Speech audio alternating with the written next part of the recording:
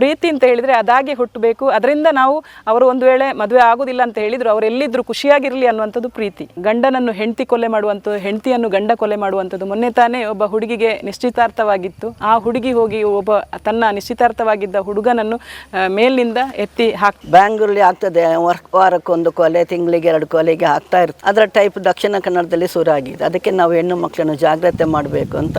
ಅಂದ್ರೆ ಪಟ ಮಾತಾಡುವವರು ಮನಸ್ಸು ಶುದ್ಧವಾಗಿರುತ್ತೆ ಯಾವಾಗಲೂ. ಅಂದ್ರೆ ಅವರೊಂದು ಮಾತಾಡಿದ್ರು ಅವರ ಮನಸ್ಸಲ್ಲಿ ಇರೋದಿಲ್ಲ. ಆದ್ರೆ ಇಂತಹ ಒಂದು ಮನಸ್ಥಿತಿಯವರಲ್ಲಿ ವಿಷದ ಒಳಗೊಳಗಿಂದ ಒಂಥರ ವಿಷ ನನಗೆ ಬೇಕು ಅಂತ ಹೇಳಿದ್ರೆ ಪಡ್ಕೊಳ್ಳೇಬೇಕು. ಅದು ಸಿಗದಿದ್ರೆ ನಾನು ಅದನ್ನು ಸಾಯಿಸಿ ಆದ್ರೂ ಪಡ್ಕೊಳ್ತೇನೆ, ಆ ರೀತಿಯ ಒಂದು ಭಾವನೆ. ನಂಬರಲ್ಲ ಜಂಡ ಏನು ಬೇಲೆ ಕಡಪುಡ್ದೆ ಮೂಜಿ ತಿಂಗಳು ಆಯ್ನಾತ್ರೆ ಬೇಲೆಗೆ ಸೇರ್ದಲ್ಪ ಆ ಡಾಕ್ಟರ್ನಾಗ್ಲಿಗೆ ಆತ ಎಡ್ಡೆತ್ತಿನ ಬಾಲೆಡ ಬೇರಿಕೆ ಬಿಟ್ಟು ದಿಂಚನೇ ಮಂತು ನಿಗೆ ಕುಸಿಟ್ಟಿತ್ತಿರು ಏತು ಕುಸಿಟ್ಟಿತ್ತಿರಿಗೆ ಅಲ್ಪ ಮೇಡಮ್ನಾಗ್ಲಿ ಏತು ಕುಸಿಟ್ಟಿತ್ತು ಬಾರೆಡ್ಡೆತ್ತಿಂದು ಅಯ್ಯೋ ಏತು ಜನ ಬಾಲೆ ಸುಯರ ಬತ್ತೇರೆ ಎನ್ನ ಪ್ರೀತಿರ ಏತು ಬಾಲೆಡ ಜೋಕ್ಲು ಬಾಲೆಡ ಏತು ಪ್ರೀತಿ ಇತ್ತು ಪೂರಾ ಒಲ್ತೊಲ್ತ ಸಾಲೆ ಹೋಯಲ್ಲ ಅಲ್ತದ ಊರ್ ಜೋಕ್ಲು ಪೂರಾ ಬತ್ತೇರು ಮೊರಾರ್ಜಿಗೆ ಮುಜ್ಜಿದಿಂಗ್ 4 ವರ್ಷ ಮೊರಾರ್ಜಿಗೆ ಬಲ್ನಾಡ್ ಇತ್ತಲ್ಲ 7ನೇ ಕ್ಲಾಸ್ ಇದ್ದು 10ನೇ ಕ್ಲಾಸ್ ಇಟ್ಟ ಬಲ್ನಾಡ್ ಕಲ್ತಲ್ಲ ಬಾಲೆ 3 ವರ್ಷ ಪುತ್ತೂರು ಕಲ್ತಲ್ಲ ನರ್ಸಿಂಗ್ ಕೋರ್ಸ್ ಕಲ್ತನೆ ಬಾಲೆ ಅಲ್ತು ಬರ್ಪೇದು 3 ವರ್ಷ ಒಂಜೇ ಬಾಲೆ ಬರ್ಪೇದು ಇದೇ ಮುಟ್ಟಲ್ಲ ಪುತ್ತೂರು ಉಬಾರ್ದು ಇದೇ ಬಸ್ ಸ್ಟ್ಯಾಂಡ್ ಇಟ್ಟಲ್ಲ ಹೊರ್ತೆ ಬರ್ಪೇದಲ್ಲ ಅಲ್ಲಿ ಹೊರ್ತಿ ನಡತೊಂದು ಬರ್ಪೇದಲ್ಲ ಬಾಲೆ ಅಲ್ತದಲ್ಲ ನಡತೊಂದು ಬರ್ಪೇಜಿ ಐದಕ್ಕ ಮುಜೇ ತಿಂಗಳು ನೆಟ್ಟು ಹೋಯ್ನೆ ಅಲ್ಲಕ್ಕಾಗ ಬೇಲೆ ತಿಕ್ಕನಿರ್ದಕ್ಕ ಪೋಲ ಪಂಡೆ ಬಾಲೆ ಆ ಬಾಲೆ ಅಮ್ಮ ಏನಿತ್ತು ಇಲ್ಲಲ್ದ ಇದ್ದಾರೆ ಮಗು ತಿಕ್ಕನ ತಿಕ್కుంటే పోపాను ಬೇಲೆಗೆ పోపే ಅಮ್ಮ ಎನ್ನ ಕ್ಲಾಸ್ ತಾ పొన్ను ఉండಲ್ಲ ಅಮ್ಮ ಇಟ್ಟು ಆಲೆ ಸೇರ್ಸಾದನೆ ಆ పొన్ను ನಾನು ಎನ್ನ ಬಾಲಿನ ಆ పొన్నే ಸೇರ್ಸಾಯಿನೆ ಐಕಲು ಬಾರಿ ನರ್ಸಿಂಗ್ ಒಟ್ಟಿಗೆ ಕೋರ್ಸಿಂಗ್ ಒಟ್ಟಿಗೆ ತೆರಗಲು ಐಕೆ ಸೇರ್ಸಾಯರು ಬಾಲಿನ ಜಲ್ಲ ಬಲಿ ಸಂಗಾಡಿ ಹೋಪೇದಾರ ಅಲ್ಲಿ ನೋಡ್ತೀನಿ ರಾತ್ರಿ ಬಾಡಿಯರು ಕೊಡ್ತೀನಿ ಪಗೆಲು ಬಾಡಿಯರು ಅಂಚಾದು ಎನ್ನ ಮಲ್ಲ ಬಾಲೆ 5 ಗಂಟೆಗೆ ನನಗೆ ಎತ್ತನಾಗ ಆ ಬಾಲೆ ಬಿದೊಂದು ಬರ್ಪುಣೆ ಆ ಬಾಲೆ 5 ಗಂಟೆ ಲಾಕೊಂದು ಬರ್ಪುಜಿ ಹೇಳ್ತು ಹೊರ 5 ಲಾಪನಿಗೆ ಹೇಳ್ತಲ್ಲ ಬಸ್ ಆ ಗಂಟೆಗೆ ಅತ್ತ ಬಿದೋಡ್ನೆ ಬಿಸ್ ಅಲ್ತು ಬಸ್ ಸ್ಟಾಪ್ ಇರ್ತು ಆ ಗಂಟೆನಾಗ ಬಿದೋಡ್ನೆಗೆ ಆ ಬಸ್ಸು ಅಂಚ ಒಂಚೂರು ಲೇಟ್ ಅಂತ ಬಿದಾಡ ನರ್ಪನೆಗೆ ಹೇಳ್ತು ಆ ಬಾಲೆನ ಪೇಂಟೆಡ್ ಬೇಯಿಸ್ರೊಡ್ದ ಪೇಂಟೆಡ್ ಉಂಟು ಏರನ್ನಲ್ಲ ಅಡ್ಡ ಬರ್ತುದಿರ ಅಕ್ಕ ಆಯ್ತು ಖಾಲಿ ಬಸ್ ಉಂಟು ಬಸ್ಸು ಅಲೆಗೆ ಬಾರ್ರೆ ಅಲೆಗೆ ಸೀಟು ತಿಕ್ಕು ಅಂತ ಅಲ್ಪ ಉಂಟುನೆಗೆ ಹೋದ್ ಬರ್ತನೆಗೆ ಅಂಚಿನ ಬಾಲೆ ನಿಂಚಿನ ದೇವೇರೇ. ಮಾನ್ಯ ವೀಕ್ಷಕ, ನಿಮ್ಗೆಲ್ಲರಿಗೂ ಗೊತ್ತು ರಾಜ್ಯವೇ ಬೆಚ್ಚಿ ಬೀಳಿಸಿದಂತ ಘಟನೆ ಅಂತ ಹೇಳಿದ್ರೆ ಲಾವಣ್ಯ ಹತ್ಯೆ ಅಂತ ಹೇಳಿದ್ರೆ ಲಾವಣ್ಯ ಹತ್ಯೆ ಅದು ಬಸ್ ಸ್ಟ್ಯಾಂಡಿನಲ್ಲಿ ಅವ್ರ ಊರಿನಲ್ಲೇ ಇದೆ. ಇವತ್ತು ಕಕ್ಕೆ ಪದವಿಯಿಂದ 3 ಕಿಲೋಮೀಟರ್ ದೂರದಲ್ಲಿ ಅವ್ರ ಊರಿದೆ, ಆ ಊರಿನಲ್ಲೇ ಇದೆ. ಸ್ವತಃ ಬಿಸಿ ರೋಡಿನ ಮಹಿಳೆಯರಿದ್ದಾರೆ. ವಿಶೇಷವಾಗಿ ಇವತ್ತು ಅವ್ರ ಮನೆಗೆ ಬಂದಿದ್ರು ಇಲ್ಲಿಗೆ. ನಮ್ದೊಂದು ಸಂಸ್ಥೆ ಇದೆ, ವಾತ್ಸಲ್ಯಮಯಿ ಮಹಿಳಾ ಅಭಿವೃದ್ಧಿ ಮತ್ತು ಸಂಶೋಧನಾ ಸಂಸ್ಥೆ. ಅವರು ಅಲ್ಲಿ ಸುಮಾರು ರಸ್ತೆಯಿಂದ ಒಂದು ನಡ್ಕೊಂಡು ಬಂದ್ರು. ಅವ್ರಿಗೂ ನಿಮ್ಗೂ ಆಶ್ಚರ್ಯ ಅನ್ಸಿರ್ಬೋದು, ಈ ಏರಿಯಾ ನೋಡಿದ್ಕೊಂಡು ಈ ಹುಡುಗಿ ಇಷ್ಟು ಧೈರ್ಯದಿಂದ ಇಲ್ಲಿಂದ್ರಲ್ಲಿ ಕೆಲ್ಸಕ್ಕೆ ಹೋಗ್ತಿರ್ಲ ಅಂತ ಹೇಳಿ. ಒಟ್ಟಾರೆ ಅವರ ಅಭಿಪ್ರಾಯ ಏನಿದೆ, ಇವತ್ತಿನ ಹೆಣ್ಮಕ್ಳು ಹಾಗೆ ಹತ್ಯೆ ಮಾಡುವಂತವ್ರ ಮನಸ್ಥಿತಿಗಳೇನಿರುತ್ತೆ ಅಂತ ಅವ್ರ ಹತ್ರನೇ ಕೇಳ್ತಾ ಹೋಗ. ಬಿಸಿ ರೋಡ್ನವರಾದಂತ ವಕೀಲರಿದ್ದಾರೆ ಶೈಲಜಾ ಅವರು. ಮೇಡಮ್, ಇದನ್ನ ನೀವು ಮೊನ್ನೆ ಹತ್ಯೆನ ನಿಮ್ಗೆ ನೋಡಿದ್ರೆ ಏನ್ ಅನ್ಸುತ್ತೆ ಕೊಲೆನ? ಯಾಕಂದ್ರೆ ಇದೆಲ್ಲ ಗ್ರಾಮೀಣ ಪ್ರದೇಶ ಹಿಂದೆ.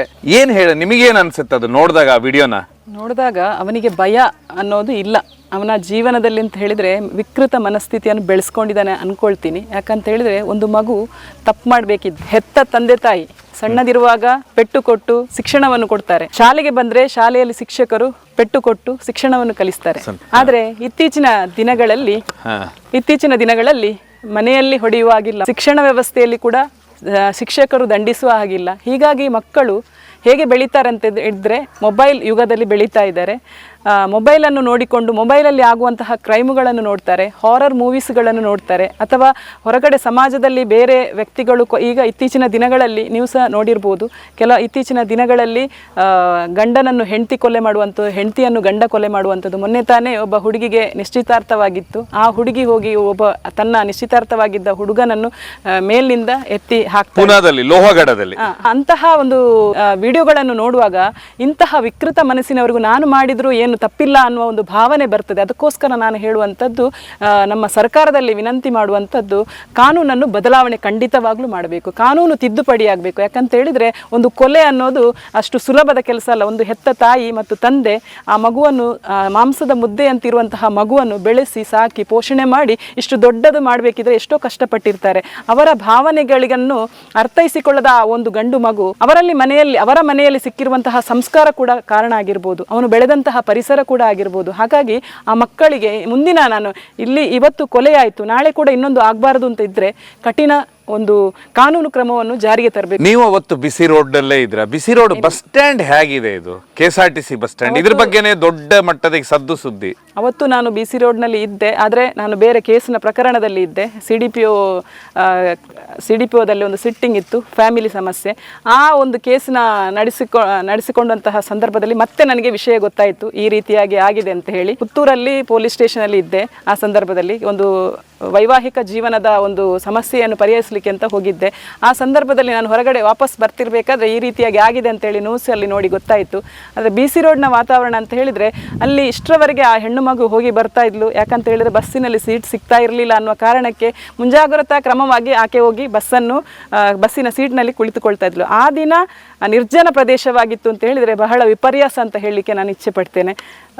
ಅದು ಇಷ್ಟರವರೆಗೆ ಆಗದಂತಹ ಒಂದು ಕೊಲೆ, ಇದು ಆ ರೀತಿಯ ಒಂದು ವಾತಾವರಣದಲ್ಲಿ ಆಗಿರುವಂಥದ್ದು ಬಹಳ ವಿಪರ್ಯಾಸ. ಅದಕ್ಕೆ ನಮಗೆ ಖಂಡಿತವಾಗಲೂ ಮೇಡಮ್, ಇದು ನೀವು ಈ ಬಸ್ ಸ್ಟ್ಯಾಂಡ್ ನೋಡಿದಾಗ ಅಲ್ಲಿ ಜನನೇ ಜಾಸ್ತಿ ಬರುದಿಲ್ಲ ಅಂತ. ಆ ಬಸ್ ಸ್ಟ್ಯಾಂಡ್ ಅಲ್ಲಿ ಬಸ್ ಸ್ಟ್ಯಾಂಡಿಗೆ ಬಂದು ಜನಗಳನ್ನ ಕ್ಯಾರಿ ಮಾಡೋದು, ಕೊಂಡೋಗಿ ಅಲ್ಲಿ ಬಿಟ್ಟು ಮತ್ತೆ ಅವರು ಇದಕ್ಕೆ ಮಂಗಳೂರಿಗೆ ಹೋಗೋದು. ಇಲ್ಲಾಂದ್ರೆ ಮಂಗಳೂರಿನ ಬರೋದು ಸ್ಟ್ರೈಟ್ ಬರ್ತದೆ, ಅಲ್ಲಿ ಅವರು ಸಿಗ್ನೇಚರ್ ಎಲ್ಲ ಹಾಕಿ ಹೋಗ್ತಾರೆ. ಜನ ಜಾಸ್ತಿ ಇರುವುದಿಲ್ಲ. ಅಲ್ಲ, ಕೆಲವರಿಗೆ ಸೀಟ್ ಸಿಗುದಿಲ್ಲ ಅನ್ನೋ ಒಂದು ವಿಷಯಕ್ಕೆ ಅಲ್ಲಿ ಹೋಗಿ ಪಿಕಪ್ ಮಾಡ್ತಾರೆ. ಇಲ್ಲಾಂದ್ರೆ BC ರೋಡ್ ಜಂಕ್ಷನ್ ಅಲ್ಲಿ ಬರ್ತದಲ್ಲ, ಅಲ್ಲಿ ಇದು ಮಾಡ್ಕೊಳ್ತಾರೆ. ಲಾವಣ್ಯ ಅವ್ರ ಮನೆ ಬಂದಿದ್ರೆ ಗ್ರಾಮೀಣ ಪ್ರದೇಶದಲ್ಲಿ ಮನೆ ಇದೆ. ಇದು ನೋಡಿದಾಗ ಅನಿಸ್ತಾ ನಿಮ್ಗೆ ಎಷ್ಟು ಕಷ್ಟದಲ್ಲಿ ಹೋಗ್ತಾ ಬರ್ತಾ ಇರ್ಬೋದು? ಖಂಡಿತವಾಗ್ಲು ಎಜುಕೇಶನ್ಗೆಲ್ಲ ತುಂಬಾ ಕಷ್ಟ ಪಟ್ಟಿದ್ದಾರೆ ಮಕ್ಕಳು. ಅಂದ್ರೆ ಗ್ರಾಮೀಣ ಪ್ರದೇಶದಲ್ಲಿ ಒಂದು ಸಿಟಿಗೆ ಹೋಗುದು ಸುಲಭ ಅಲ್ಲ. ಒಂದ ನಡ್ಕೊಂಡು ಹೋಗ್ಬೇಕು, ಒಂದ ಬಸ್ಸಿನ ಮೂಲಕ ಹೋಗ್ಬೇಕು. ಆ ಸಂದರ್ಭದಲ್ಲಿ ಪಾಪ ಆ ಹೆಣ್ಣು ಮಗು ಕಷ್ಟಪಟ್ಟು ಹೋಗ್ತಾ ಇತ್ತು. ಈ ತರ ಆಗುತ್ತೆ ಅಂತ ಅವಳಿಗೂ ಕಲ್ಪನೆ ಇರ್ಲಿಕ್ಕಿಲ್ಲ, ಈ ರೀತಿಯಾಗಿ ನನ್ನ ಜೀವನ ಆಗತ್ತೆ ಅಂತ ಹೇಳಿ. ಅದಕ್ಕೂ ನಮಗೂ ಅದೇ ತುಂಬಾ ಬೇಜಾರಾಗ್ತಾ ಇದೆ, ಯಾಕೆ ಹೀಗಾಯಿತು, ಹೆಣ್ಮಕ್ಕಳ ರಕ್ಷಣೆ ಹೇಗೆ ಅನ್ನುವಂಥದ್ದು. ಅದಕ್ಕೋಸ್ಕರ ನಾನು ಕೇಳುವಂಥದ್ದು ಇದನ್ನೇ, ನಾನು ಮತ್ತೆ ಅದನ್ನೇ ಹೇಳೋದು, ಒತ್ತಾಯ ಮಾಡೋದು, ಕಾನೂನು ಬದಲಾವಣೆ ಆಗಬೇಕು. ಕಾನೂನಲ್ಲಿ ಇಂತಹ ಕೊಲೆಗಳು ಅಂದರೆ ಲೈವ್ ಆಗಿ ಕೊಲೆ ಆದಂತಹ ಸಂದರ್ಭದಲ್ಲಿ ಸಾಕ್ಷ್ಯ ಅಥವಾ ಕೋರ್ಟಿನ ಮೆಟ್ಟಿಲಿರುವುದು ಅಗತ್ಯ ಇಲ್ಲ. ಆಗಲೇ ಕೂಡಲೇ ಎನ್ಕೌಂಟರ್ ಅಥವಾ ಅವರಿಗೆ ಮರಣದಂಡ ಶಿಕ್ಷೆಯನ್ನು ಕೊಡಬೇಕು ಅನ್ನುವಂಥದ್ದು ನನ್ನ ಅಭಿಪ್ರಾಯ ಅಂತ ಹೇಳಲಿಕ್ಕೆ ಇಚ್ಛೆ ಪಡ್ತೇನೆ. ಅವ್ರ ಮನೆಗೆ ಬಂದಿದ್ರ? ಈಗ ಮನೆಗೆ ಬಂದೆ, ಪರಿಚಯ ಇದ್ನಂತ ಏನಂತ ಹೇಳಿದ್ರು? ಹೌದಂತೆ, ಅವರ ರಿಲೇಷನ್ ಅಂತೆ. ಮತ್ತೆ ಮಕ್ಕಳಿಗೂ ಕೂಡ ಚಿಕ್ಕತನದಿಂದ ಶಾಲೆ ಕೂಡ ದೂರ, ಕಾಲೇಜ್ ಈ ಸಿಟಿಗೆ ಹೋಗ್ಬೇಕಾದ್ರೆ ಎಷ್ಟು ಕಷ್ಟಪಟ್ಟು ಕಳಿಸಿದ್ದಾರೆ. ಬೆಳಿಗ್ಗೆ ಸಂಜೆ ಬರೋದು, ಮಕ್ಕಳನ್ನು ಒಂದು ಕೋಳಿ ಮರಿಯಾಗಿ ಸಾಕಿ ದೊಡ್ಡದಾಗುವಾಗ ಹೀಗೆ ಕೊಲ್ಲು ಅಂದರೆ ಬರೀ ತುಂಬ ಕಷ್ಟದ ಜೀವನ ಅವರಿಗೆ. ಆ ದುಃಖವನ್ನು ತಾಯಿಗೆ ತಡಿಲಿಕ್ಕೂ ಕೂಡ ಆಗ್ಲಿಲ್ಲ, ನಮ್ಗೆ ಆಗ್ಲಿತ್ತು, ಅವರಿಗೂ ಕೂಡ. ನಾವು ಒಬ್ಬ ತಾಯಿಯಾಗಿ, ನಾವೊಬ್ರು ಗೃಹಿಣಿಯಾಗಿ ನಮ್ಗೆ ಆ ತಾಯಿಯ ನೋವು ಅರ್ಥ ಆಗ್ತದೆ. ಆ ತಾಯಿ ಮಗುವನ್ನು ಕಳ್ಕೊಂಡ ಸಂದರ್ಭ ಅಂತ ಹೇಳಿದ್ರೆ ಯಾರಿಗೂ ಅದನ್ನು ವಾಪಸ್ ಕೊಡ್ಲಿಕ್ಕೆ ಆಗುದಿಲ್ಲ. ನಾವೀಗ ಬಂದಿದ್ದೇವೆ, ಸಾಂತ್ವನ ಹೇಳ್ಬಹುದಷ್ಟೇ, ಬಾಯಿ ಮಾತಿಗೆ ನಾವು ಹೇಳಿ ಬರ್ತೇವೆ, ನಮಗೆ ಸಹ ನೋವಾಗಿದೆ. ಆದ್ರೆ ಅವರ ನೋವನ್ನು ನೀಗಿಸಲಿಕ್ಕೆ ಖಂಡಿತ ಸಾಧ್ಯ ಇಲ್ಲ. ಈ ರೀತಿ ಹೆಣ್ಣು ಮಕ್ಕಳು ತಲೆ ಕರೆದದ್ದು ನಾನು ಕೇಳಲಿಲ್ಲ, ಇದು ಫಸ್ಟ್ ಟೈಮ್ ಅಂತ.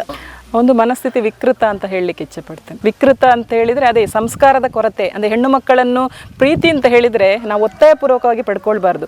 ಪ್ರೀತಿ ಅಂತ ಹೇಳಿದರೆ ಅದಾಗಿ ಹುಟ್ಟಬೇಕು. ಅದರಿಂದ ನಾವು ಅವರು ಒಂದು ವೇಳೆ ಮದುವೆ ಆಗೋದಿಲ್ಲ ಅಂತ ಹೇಳಿದ್ರು ಅವ್ರು ಎಲ್ಲಿದ್ರು ಖುಷಿಯಾಗಿರಲಿ ಅನ್ನುವಂಥದ್ದು ಪ್ರೀತಿ. ಇದು ನಾವು ಒತ್ತಾಯಪೂರ್ವಕವಾಗಿ ಅವಳನ್ನು ಪಡ್ಕೊಳ್ತೇನೆ ಅಥವಾ ಒತ್ತಾಯಪೂರ್ವಕವಾಗಿ ಅವಳು ಬೇಕು ಅಂತ ಹೇಳಿದರೆ ಅವಳು ಜೀವನ ಮಾಡಲಿಕ್ಕೆ ಸಾಧ್ಯ ಉಂಟಾ? ಒಂದು ವೇಳೆ ಇವರು ಒಪ್ಪಿ ಮದುವೆ ಮಾಡಿ ಕೊಟ್ಟಿದ್ರು ಅವಳು ಸುಖವಾಗಿ ಇರಲಿಕ್ಕೆ ಸಾಧ್ಯ ಇಲ್ಲ. ಹಾಗಾಗಿ ಅವನು ಮಾಡಿದ್ದು ಅಂತಹ ಕೃತ್ಯ ಬಹಳ ವಿಕೃತವಾದದ್ದು. ಅದಕ್ಕೋಸ್ಕರ ನಾನು ಹೇಳುವಂಥದ್ದು ಮತ್ತೆ ಅದನ್ನೇ ಹೇಳುವಂಥದ್ದು. ಇವತ್ತು ಈ ರೀತಿ ಗಂಡ್ ಮಕ್ಕಳು ನೋಡಿದಾಗ ನಿಮಗೇನು ಅನ್ಸುತ್ತೆ? ಇದು ಬ್ಯಾಂಗ್ಳೂರ್ ಸ್ಟೈಲ್ ಆಯ್ತು ಸರ್. ಬ್ಯಾಂಗ್ಳೂರಲ್ಲಿ ಆಗ್ತದೆ, ವಾರಕ್ಕೊಂದು ಕೊಲೆ, ತಿಂಗಳಿಗೆ 2 ಕೊಲೆಗೆ ಆಗ್ತಾ ಇರ್ತದೆ. ಅದರ ಟೈಪ್ ದಕ್ಷಿಣ ಕನ್ನಡದಲ್ಲಿ ಶುರು ಆಗಿದೆ. ಅದಕ್ಕೆ ನಾವು ಹೆಣ್ಣು ಮಕ್ಕಳನ್ನು ಜಾಗ್ರತೆ ಮಾಡಬೇಕು ಅಂತ ತಾಯಿ ತಂದೆಯವರಿಗೆ ಒತ್ತಾಯ ಮಾಡೋದು. ಕತ್ಲೆ ಹೊತ್ತು ಮಕ್ಕಳನ್ನು ಕಳಿಸಬಾರ್ದು. ಮತ್ತೆ ಮೊದಲೆಲ್ಲ ಶಿಸ್ತಿತ್ತು ಮನೆಯಲ್ಲಿ, ಅಂದ್ರೆ ಇಷ್ಟು ಗಂಟೆಯೊಳಗೆ ಬರಬೇಕಿತ್ತು, ಮತ್ತೆ ಹೋಗ್ಬಾರ್ದು. ಹಾಗೆಲ್ಲ ಎಲ್ಲದರಲ್ಲೂ ಒಂದು ಅಪ್ಪ ಅಮ್ಮನ ಒಂದು ನಿಗಾ ಇರ್ತಿತ್ತು. ಆದ್ರೆ ಇತ್ತೀಚಿನ ದಿನಗಳಲ್ಲಿ ಸ್ವಾತಂತ್ರ್ಯ ಸಿಕ್ಕಿರೋದು ಕೂಡ ಒಂದು ಕಾರಣ ಆಗಿರ್ಬೋದು.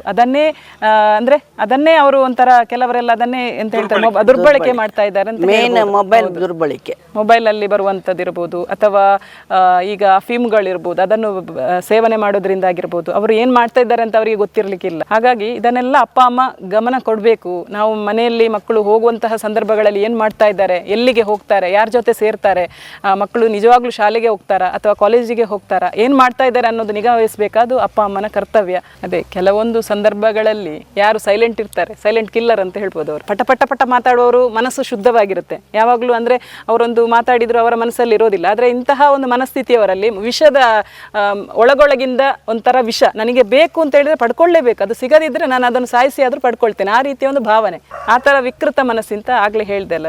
ಸೊ ಹೀಗಾಗಿ ಅಂತೀರಾ, ಅಂದ್ರೆ ಯಾರ ಜೋಡಿನೂ ತನ್ನ ವಿಷಯಗಳನ್ನ ಶೇರ್ ಮಾಡ್ಕೊಳ್ಳೋದಿಲ್ಲ, ತನ್ನ ಮನ್ಸಲ್ಲಿ ಒಂದೇ ವಿಚಾರ ವೇದಲ್ಲಿ ಹೌದು ಹೌದು ಹೌದು. ಅವನಿಗೆ ಅವನ ಅಪ್ಪ ಅಮ್ಮನ ಬಗ್ಗೆ ಸಹ ಚಿಂತೆ ಇರ್ಲಿಕ್ಕಿಲ್ಲ.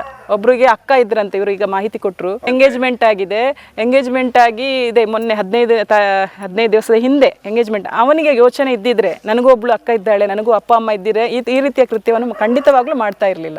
ಇಲ್ಲೇ ಅವರ ಪಕ್ಕದ ಚಿಕ್ಕಮ್ಮನ ಮನೆ ಅಂತೆ, ಆ ಹುಡುಗಂದು ಚಿಕ್ಕಮ್ಮನ ಮನೆ ಇದೆ ಇಲ್ಲೇ ಪಕ್ಕದಲ್ಲಿ ಅಂತ ಹೇಳಿದ್ರು ಅವರು.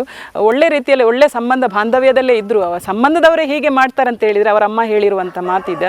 ಮತ್ತೆ ಬೇರೆಯವರನ್ನ ಹೇಗೆ ನಂಬೋದು ಅಂತ ಹೇಳ್ತಾರೆ ಅವರು, ಅಪರಿಚಿತ ವ್ಯಕ್ತಿಗಳನ್ನ ಹೇಗೆ ನಂಬೋದು ಅಂತ ಹೇಳಿ. ತಲೆ ಇದೆ, ತಲೆ ಇಲ್ಲ ಅಂತ ಹೇಳಲಿಕ್ಕಿಲ್ಲ, ವಿಕೃತ ಮನಸ್ಥಿತಿ. ಅದೇ ಹೇಳಿದ್ದು ನಾನು, ದುಶ್ಚಟ ಅಂತ ಹೇಳಿದ್ರೆ ಒಂದು ಮೊಬೈಲ್ ಅಳವಡಿಕೆ, ಇನ್ನೊಂದು ಏನಾದರೂ ಗಾಂಜಾ ಅಥವಾ ಅಫೀಮ್ ಆ ರೀತಿಯ ಒಂದು ಬಳಕೆ ಇರಬಹುದು, ಅದರಲ್ಲಿ ಕೂಡ ಇರ್ಬೋದು. ಮತ್ತು ಅಪ್ಪ ಅಮ್ಮನ ವ್ಯಾಲ್ಯೂ ಗೊತ್ತಿಲ್ಲದವನಾಗಿರ್ಬೋದು, ಅಂದ್ರೆ ಹೆಣ್ಮಕ್ಕಳ ವ್ಯಾಲ್ಯೂ ಗೊತ್ತಿಲ್ಲದವನು, ಜೀವದ ಒಂದು ವ್ಯಾಲ್ಯೂ ಗೊತ್ತಿಲ್ಲದವನು ಆ ರೀತಿಯ ಕೃತ್ಯ ಎಸಗಲಿಕ್ಕೆ ಸಾಧ್ಯ. ಇಂಥ ಜನನಿಬಿಡ ಪ್ರದೇಶದಲ್ಲಿ ಕೃತ್ಯನೇ ಸಿಗಿದ್ರೆ ನನ್ನ ಜೀವನ ಹೋಗುತ್ತೆ, ಅದಿಲ್ಲ. ಅವನಿಗೆ ಬೇಕಿದ್ದು ಒಂದು ಹುಡುಗಿಯ ವಿಷಯ ಮಾತ್ರ, ಮತ್ತೆ ಬೇರೆ ಯಾರ ವಿಷಯ ಇಲ್ಲ. ಹೌದು ಹೌದು, ಕ್ಷಣಿಕ ಮೋಹಕ್ಕೋಸ್ಕರ ಬಲಿದಾನ ಮಾಡಿರುವಂಥದ್ದು, ಅದೇ ಕೊಲೆ ಮಾಡಿರುವಂಥದ್ದು. ಆದ್ರೆ ನಿಮಗೆ ಬೇರೆ ಏನಾದರೂ ಮಾಹಿತಿ ಬಂತ ಈ ಕೇಸ್ನಲ್ಲಿ? ಅಂದ್ರೆ ರೋಡ್ನಲ್ಲಿ ಏನಾದರೂ ಬೇರೆ ಏನು ಮಾಹಿತಿ ಬರಲ್ಲ? ಬೇರೆ ಮಾಹಿತಿ ಅಂತ ಹೇಳಿದ್ರೆ ಅವರಿಗೆ ಅವರ ಜೊತೆ ಅಲ್ಲ, ಅಂದ್ರೆ ಜನಗಳು ಮಾತಾಡುವಂಥದ್ದು, ನಮಗೆ ಗೊತ್ತಿಲ್ಲ. ಸಂಬಂಧ ಅಂದ್ರೆ ಲವ್ ಇತ್ತು ಮೊದಲು, ನಂತರ ಅದು ಕಟ್ಟಾಗಿತ್ತು, ಅದಕ್ಕೋಸ್ಕರ ಅವನು ಬೇರೆ ಹುಡುಗರನ್ನು ಮದುವೆ ಆಗಬಾರ್ದು ಅಂತ ಹೇಳಿ ಹೀಗೆ ಈ ರೀತಿಯಾಗಿ ಅವನು ಮಾಡಿರುವಂಥದ್ದು ಅಂತ, ಅದು ಊಹಾಪೋಹಗಳು ಅಷ್ಟೇ, ಊಹಾಪೋಹಗಳು. ಇನ್ನೊಂದು ಕಡೆ ಒಂದು ಸೈಡ್ ಇಲ್ಲ. ಹೌದು ಹೌದು ಹೌದು, ಏಕಮುಖದ ಪ್ರೀತಿ, ಅವನ ಒಂದು ಸ್ವಾರ್ಥದ ಪ್ರೀತಿ ಅಂತ ಹೇಳ್ಬೋದು. ಅದು ಸ್ವಾರ್ಥದ ಪ್ರೀತಿ ಸರಿಯಲ್ಲ. ನಾವು ಪ್ರೀತಿ ಅನ್ನುವಂಥದ್ದು ಅವರ ಮನಸ್ಸಿಂದ ಹುಟ್ಟಿ ನಾವು ಪಡ್ಕೊಳ್ಬೇಕು, ಅಥವಾ ಪ್ರೀತಿಯಿಂದ ಗೆಲ್ಲಬೇಕೇ ಹೊರತು ನೀನು ಬಾ, ನೀನು ನನಗೆ ಸಿಗಬೇಕು, ನೀನು ನನ್ನ ಪ್ರೀತಿ ಮಾಡು ಅಂತ ಹೇಳುವಂಥ ತಪ್ಪಾಗ್ತದೆ. ಮತ್ತು ಅವಳಿಗೆ ಒಂದು ಮಾನಸಿಕವಾಗಿ ಹಿಂಸೆ ಕೊಟ್ಟದ್ದು ಕೂಡ, ಅವಳು ಪಾಪ ಒದ್ದಾಡ್ತಾ ಇರಬೇಕು, ಸಾಯುವಾಗ ಪಾಪ ಎಷ್ಟು ಆ ನೋವು ಹೆಣ್ಣು ಜೀವ ನೋವು ಪಟ್ಟಿತಂತ ಹೇಳಿದರೆ ಆ ವಿಡಿಯೋ ನೋಡುವಾಗ ನಮಗೆ ಅರ್ಥ ಆಗುತ್ತೆ. ಹಾಗಾಗಿ ಆ ಮನಸ್ಥಿತಿಯನ್ನು ಅವನು ಪ್ರೀತಿ ಮಾಡಿದವನು ಅರ್ಥ ಮಾಡಿಕೊಳ್ಬೇಕಿತ್ತು. ಅದು ಪ್ರೀತಿ ಅಲ್ಲ, ಅದು ಸ್ವಾರ್ಥ, ಮತ್ತೆ ಏನಲ್ಲ ಅವನ ಒಂದು ಸ್ವಾರ್ಥಕ್ಕೋಸ್ಕರ ಅವನು ಮಾಡಿರುವಂತಹ ಕೊಲೆ ಇದು. ನನ್ನ ಹೆಸರು ಶೈಲಜಾ ರಾಜೇಶ್. ಇಂದಿರಾ. ನಮ್ದೊಂದು ಸಂಸ್ಥೆ ಇದೆ, ವಾತ್ಸಲ್ಯಮಯಿ ಮಹಿಳಾ ಅಭಿವೃದ್ಧಿ ಮತ್ತು ಸಂಶೋಧನಾ ಸಂಸ್ಥೆ ರಿಜಿಸ್ಟರ್ಡ್. ಸುಮಾರು 15 ವರ್ಷಗಳ ಹಿಂದೆ ಈ ಸಂಸ್ಥೆಯನ್ನು ಹುಟ್ಟುಹಾಕಿ ಇದರಿಂದ ಹಲವಾರು ನೊಂದವರ ಪರವಾಗಿ ನಿಂತಿರುವಂತಹ ಈ ಸಂಸ್ಥೆ, ಇವರೆಲ್ಲ ನಮ್ಮ ಸದಸ್ಯರು. ಒಟ್ಟಾಗಿ ನಾವು ಮಹಿಳೆಯರ ಪರವಾಗಿ ಹೋರಾಟ ಮಾಡ್ತೀವಿ. ಲಾವಣ್ಯ ಕೇಸಲ್ಲಿ ನಮ್ಮಿಂದ ಆದಷ್ಟು ನ್ಯಾಯವನ್ನು ಕೊಡಿಸಲಿಕ್ಕೆ ಪ್ರಯತ್ನ ಪಡ್ತೀವಿ. ಯಾಕಂತ ಹೇಳಿದರೆ ಅವರ ನೋವನ್ನು ಭರಿಸಲಿಕ್ಕೆ ಖಂಡಿತ ಸಾಧ್ಯ ಇಲ್ಲ. ನ್ಯಾಯವಾದರೂ ತಕ್ಕ ಮಟ್ಟಿಗೆ ಅವರಿಗೆ ಸಿಗುವ ಹಾಗೆ ಮಾಡುವ ವ್ಯವಸ್ಥೆಯನ್ನು ನಾವು ಮಾಡ್ತೇವೆ.